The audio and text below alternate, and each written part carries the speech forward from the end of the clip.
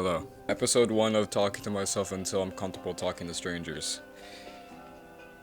I want this series to be helpful to me in a way where I can see myself talking more comfortably in public, or just making a fool out of myself, like when I'm around, honestly, because self-expression is so important. So, I don't want to limit myself around who I'm around.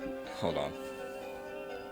But still being respectful, of course. Don't want to offend anyone out there. Not like I say anything offending in the first place. But I thought I'd have this series be made to help build up that sort of confidence to just talk in public and maybe to people, because that can be so fun sometimes. Because my dad does it, and I don't know how he does it so casually. Like, even with the things he says, like, it's not like, it's super casual, quick to like cashiers and stuff. Stupid, corny joke, but he is a dad, so that's a given. What can be talked about? So I had this thought where I think Play-Doh has been overlooked so quickly when growing up. Like, I've been thinking back about how this year 2026 people have been like bringing back like trends or old videos and pictures of themselves from 2016, and it also remind me of when YouTubers would like kid YouTubers, they'd have like the egg. They have a big giant Easter egg covered in Play-Doh. It's like some sort of theme, like Spider-Man or Elsa. Shout out.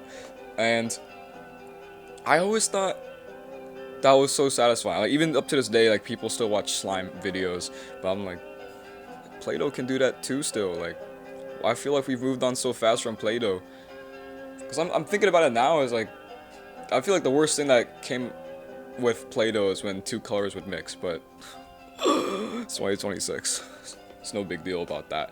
I just started reminding me of like old toys, like the fake mini kitchen like stands, when like the fake plastic knives and cutting fruit in half that were like assembled through Velcro, and it's been a very nostalgic like month about Play-Doh, and I think Play-Doh should be back into the, I don't know, ages three three to five meta, and not like these Nido squishies. Even like they're fine, but it's not like you can find them anywhere in the first place. Like, seeing Play-Doh out in like Target or something, I didn't have no need for Play-Doh, but I always like had that small like temptation to just get Play-Doh, and like some events I've been to, Play-Doh was involved. Like, make this little sculpture, see if the best sculpture wins a raffle ticket prize thing, and I'm pocketing that Play-Doh. I'm taking it home.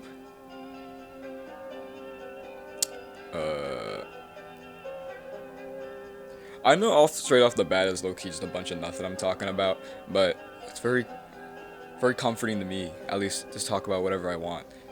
And I'll find out soon enough by popular demand if I am requested to end the series forever. But I have a goal here, and eventually I will be talking to strangers, no matter what parent says to a 4-year-old. No. That kind of got off topic. Am I done talking about Play-Doh?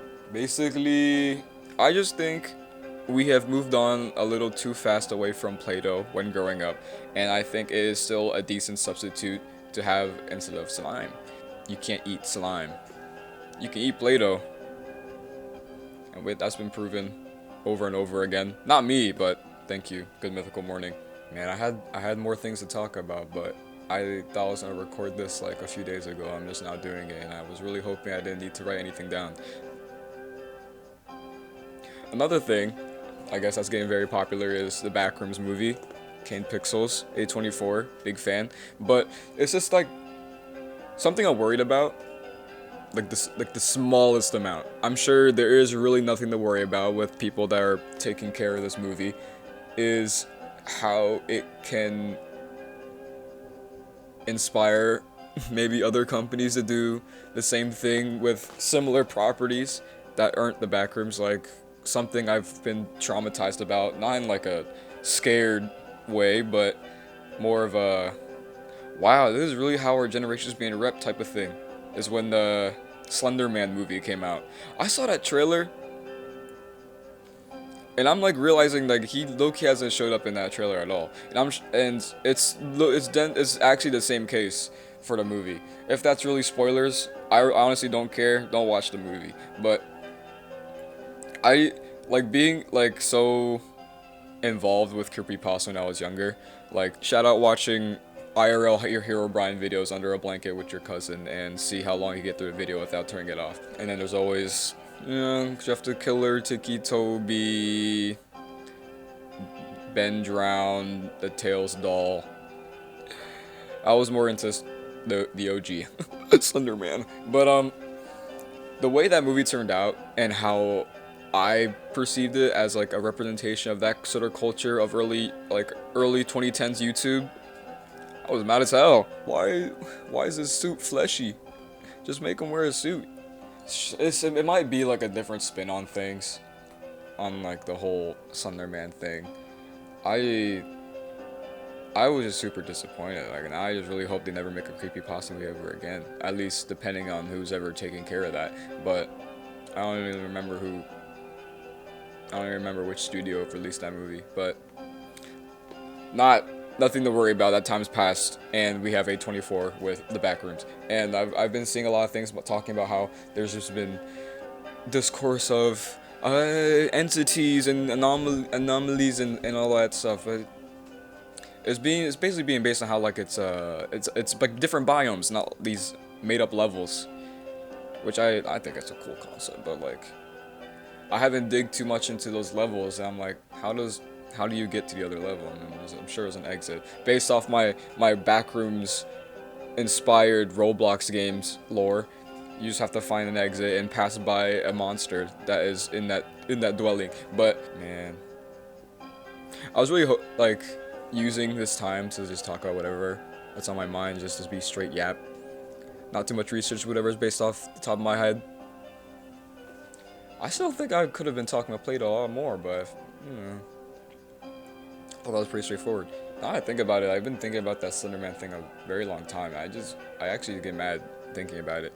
Truth is, I never saw the movie. I was convinced enough to just not watch it. But it's just episode 1, Humble Beginnings. I'm just talking to myself.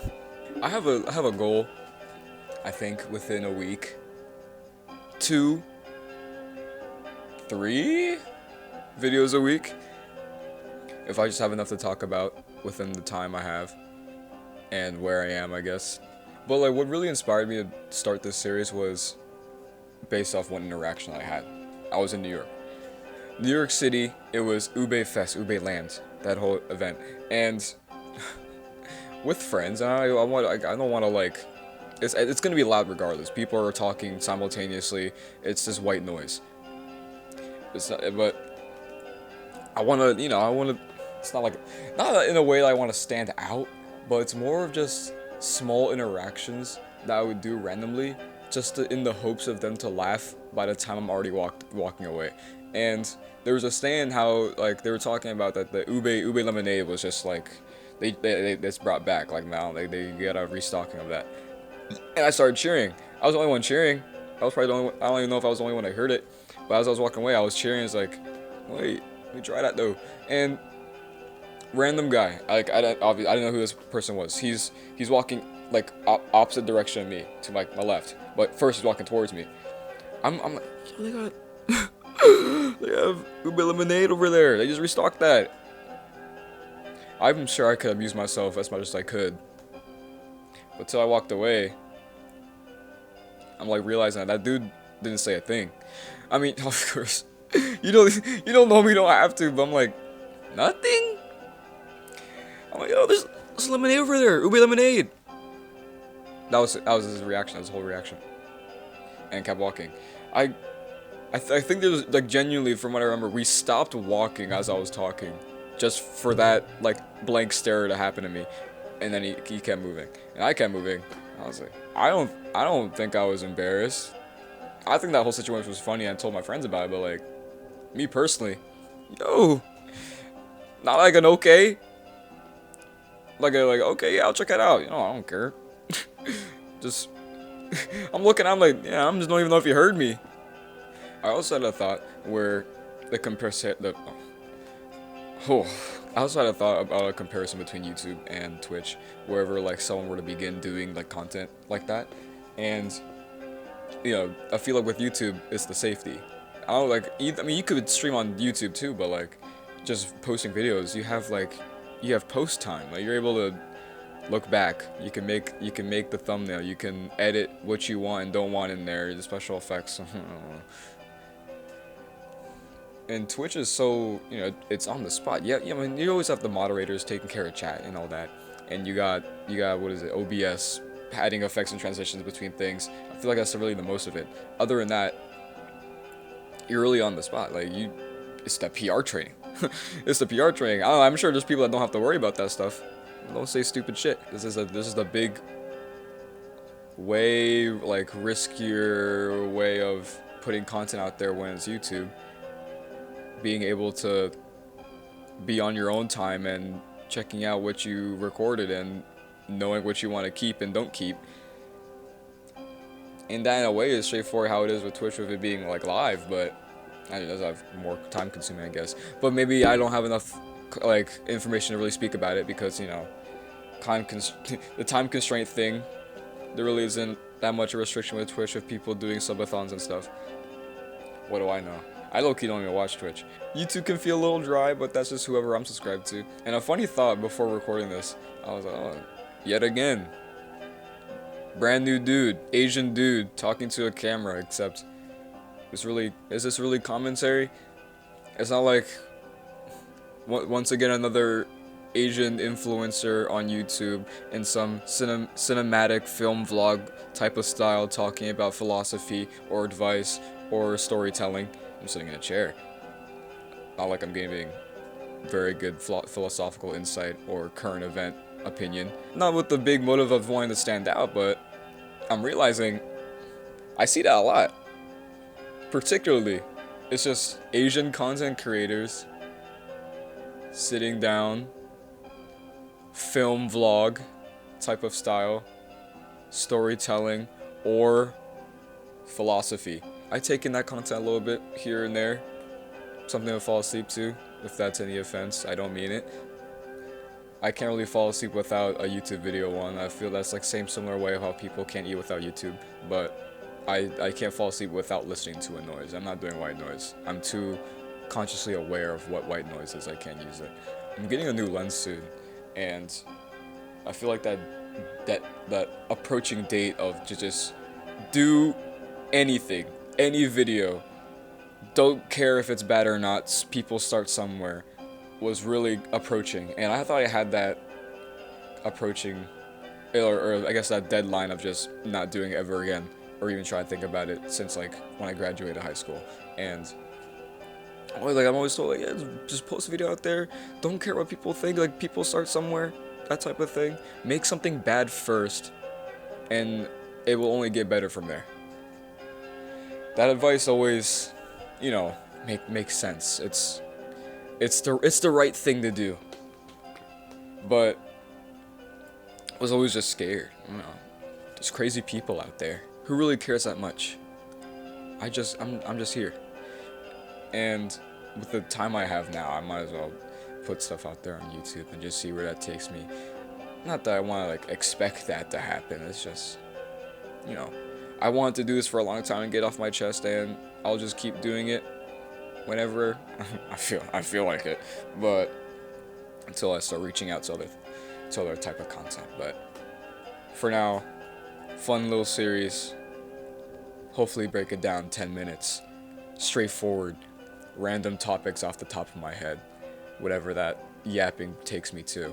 Honestly, I hope it just goes off the rails if I lose concept of what the main point of the video was and talking about whatever. Use this video to fall asleep too if you have the same problem as me, if it's a problem. I feel like with this type of medium, there's not much way to really show editing prowess either.